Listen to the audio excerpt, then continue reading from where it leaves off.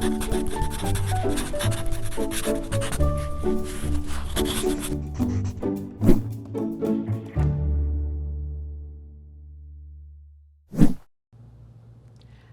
I'm Sarah Fry. Welcome to PaTTANpod. Computer science empowers us to connect with others, share our creativity, and create solutions for problems in our local and global communities. Joining us today to discuss how we can solve real-world problems with computer science and STEM is a very special guest.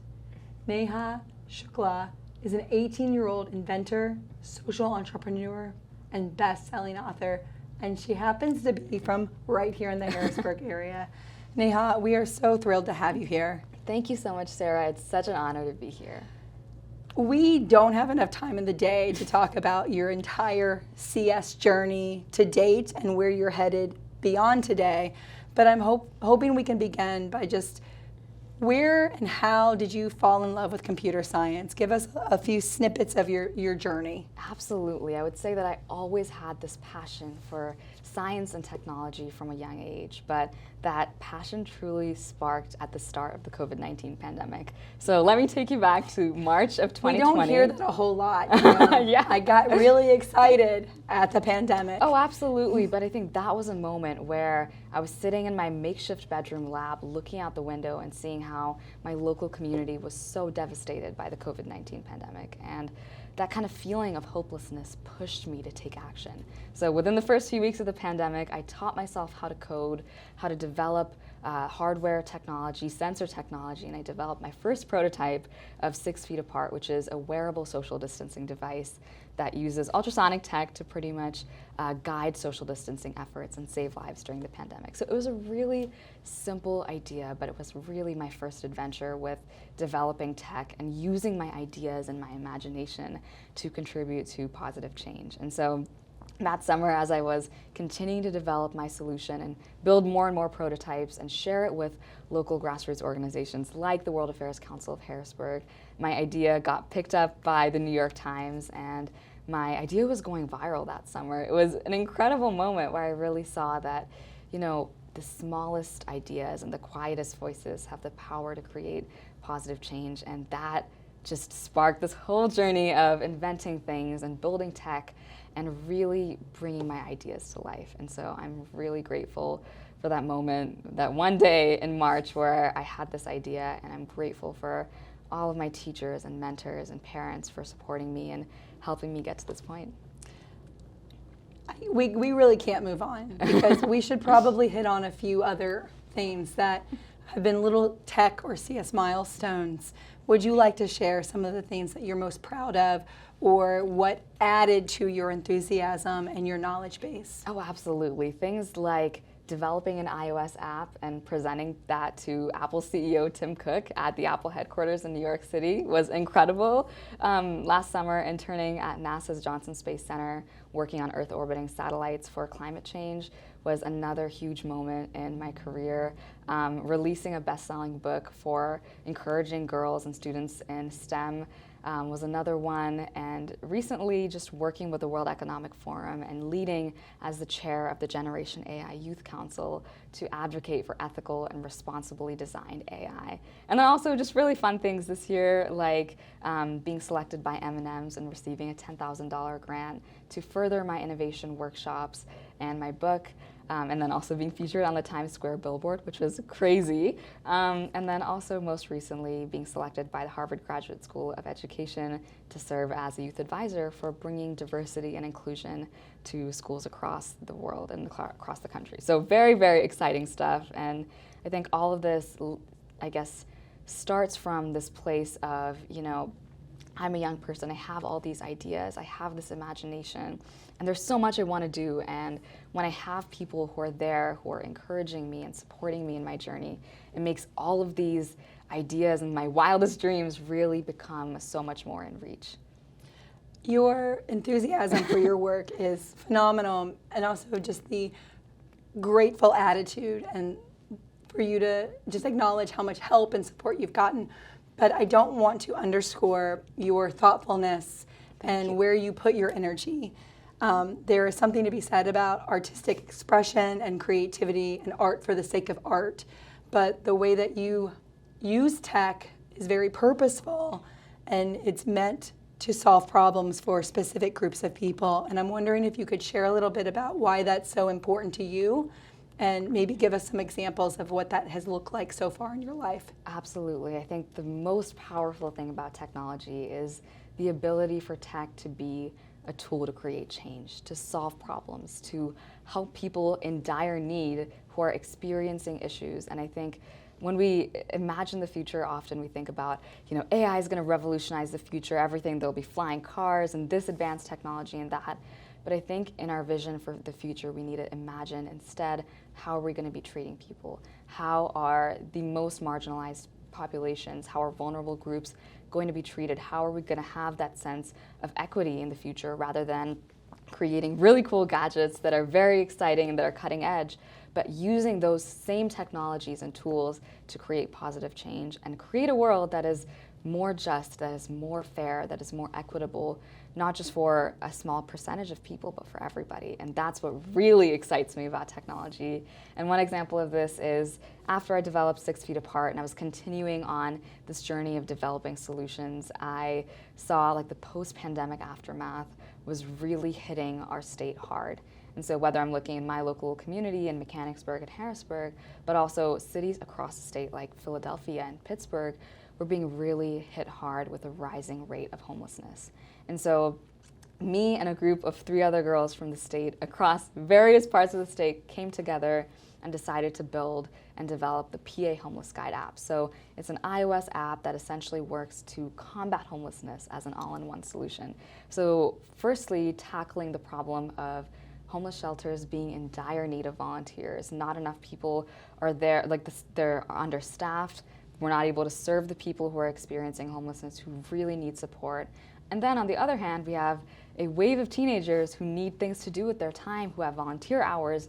And I thought this is the perfect connection to make. Let's have a system where we can match homeless shelters in dire need of volunteers with youth volunteers excited to contribute. So one of the features of the app is just this sense of youth volunteer matching. And then the other side of things is policy making, which is something that I'm really excited about and something that I've been really passionate about for the past couple of years. And so encouraging young people and then people across the state to support policy action and legislation that can help people experiencing homelessness get the support that they need. Like, for example, there's the Homelessness Bill of Rights that's currently being proposed and is in deliberation in the Pennsylvania House and Senate. So looking at, okay, how can we push for support for these bills? How can we petition for those and make sure that we're addressing this issue on a systemic level?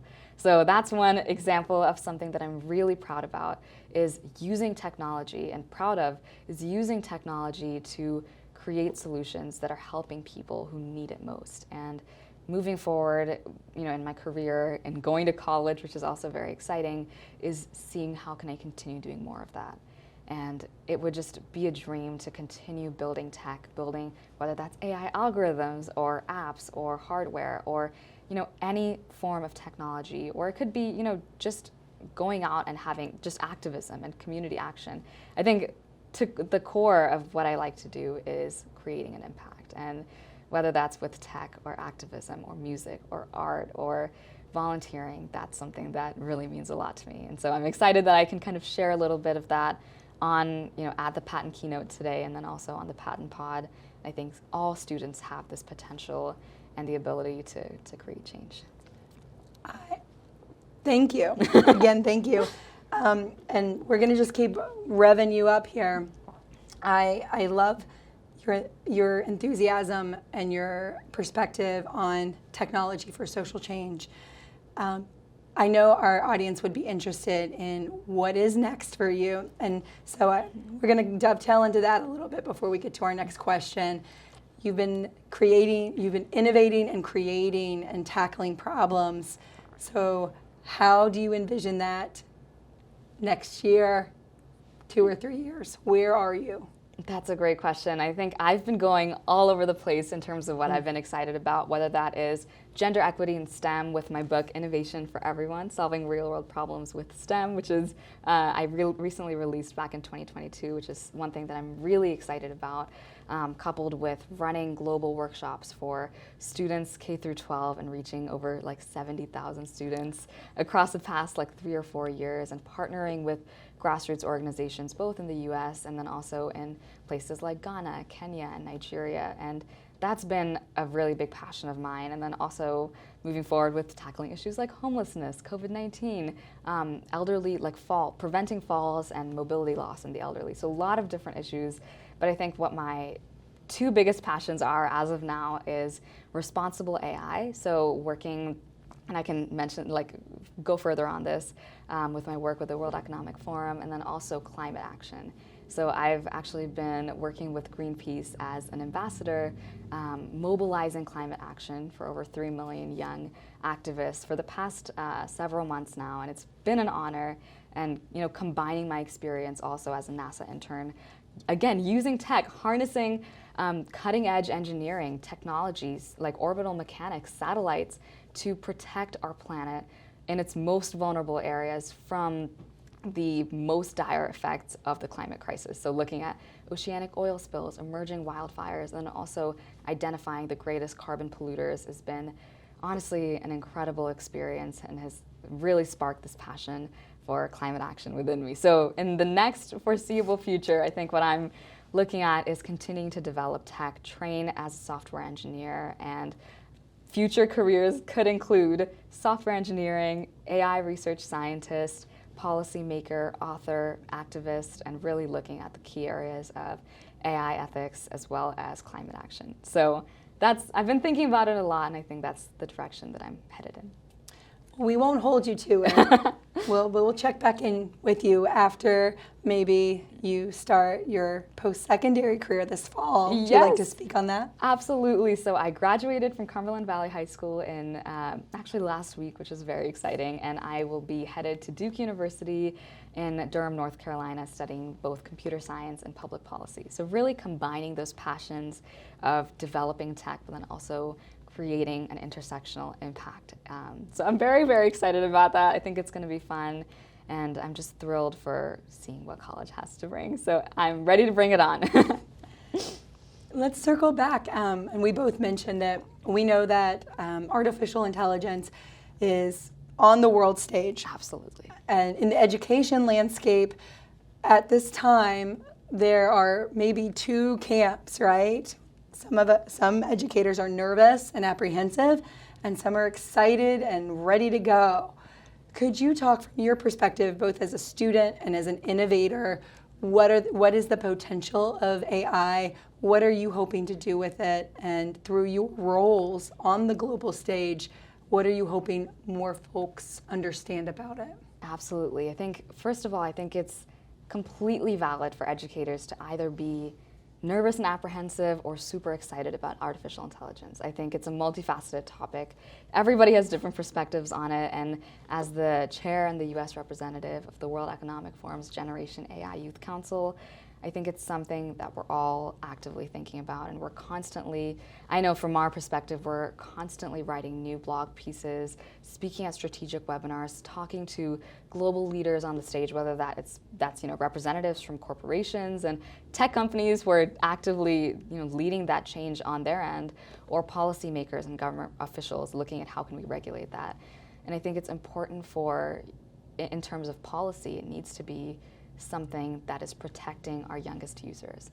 And when we're looking at AI, I think a lot of the conversation is around, okay, how can we be more efficient? How can we do things faster? How can we increase profits for businesses? But I think we need to bring in a little bit of the conversation on how can we protect young people. So a lot of the activism and advocacy that I do as part of the World Economic Forum is saying, how can we design AI that is ethical, that is responsibly designed, and that is child safe? So things like we're seeing social media platforms driven by AI that are promoting disingenuous content over and harmful content, digitally edited content over things that are genuine and that are promoting connection between young people. So we're seeing just this epidemic of young students, but also especially girls experiencing things like depression, anxiety, and then also for girls, eating disorders, negative self-image. And these are things, technology is supposed to help us. It's supposed to create a positive impact. And if tech is being designed in a way that it's prioritizing profits over people, we're going to see these negative effects rippling down, whether it's from our adults and our teachers, but also going down to our youngest users. And they're malleable, they're young, they're impressionable, and these are the moments that are really going to define their lives. So yes, Gen Z, we are very excited about technology. We grew up surrounded by it, but we also got to make sure that this isn't like the byproduct of being surrounded by tech isn't all of these mental health disorders that are mentally and physically harming the well-being of our generation. So that's one thing that I always like to bring light to. But then also in terms of using AI in the classroom, it's something that once we spread AI awareness to both teachers and students, there are so many ways that AI can be used positively in the classroom.